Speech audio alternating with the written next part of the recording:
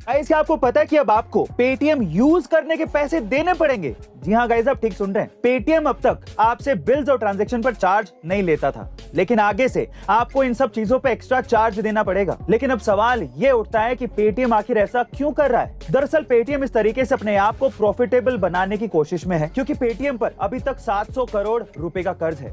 वहीं पेटीएम अब तक सिर्फ लोन देकर ही पैसा कमाता था, जैसे कि personal loan, credit card loan, merchant loan, जिससे मिलने वाला इंटरेस्ट ही उसकी कमाई थी। और इसमें भी अगर कोई कस्टमर लोन ना चुकाए तो वो घाटा अलग से। बस यही वजह है कि पेटीएम कुछ सर्विसेज पर अब आपसे चार्ज लेगा। वैसे गाइस, अब आप क्या करेंगे? बिना डरे बोलेंगे पेटीएम करो या फिर पेटीएम ऐप ही बदल देंगे?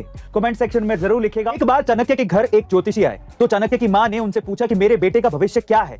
तो ज्योतिषी ने कहा कि इसके भविष्य में राजयोग लिखा है और ये आगे चलकर देश का बड़ा प्रधानमंत्री बनेगा। अब मां सोचने लगी कि अगर ये प्रधानमंत्री बन गया तो मुझे भूल जाएगा। तो उन्होंने ज्योतिषी से पूछा कि आप ये कैसे कह सकते हैं कि मेरा बेटा प्रधानमंत्री बनेगा? तो ज्योतिषी ने कहा कि अगर आपको इस बात की पुष्टि करनी है तो अपने बेटे के सामने वाले दांत को देखना, उस पर एक नागराज का चिन्ह जरूर होगा। मां ने तुरंत चाणक्य को बुलाया और देखा तो हूबहू उसके दांत पर वही चिन्ह था जैसा कि ज्योतिषी ने कहा था। ये देखकर मां रोने लगी और बोली कि बेटा, अगर तू आगे चलकर राजयोग से प्रधानमंत्री बन जाएगा तो मुझे भूल जाएगा। इतना सुनते ही चाणक्य ने पत्थर उठाकर उस दांत को ही तोड़ दिया और कहा, मां तेरे लिए मैं ऐसे हजारों राजयोग त्याग सकता हूं।